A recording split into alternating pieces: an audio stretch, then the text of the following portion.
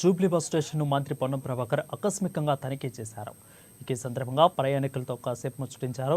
ప్రయాణికులకు నూతన సంవత్సర శుభాకాంక్షలు తెలిపి అలాగే రోడ్డు భద్రతపై డ్రైవర్లతో మాట్లాడి అవగాహన కల్పించాలని సూచించారు. రోజు వెళ్లే ప్రయాణికుల సంఖ్య, కార్గో, పార్సెలు ఎన్ని తదితర వాటిని గురించి కూడా అడిగి తెలుసుకున్నారు.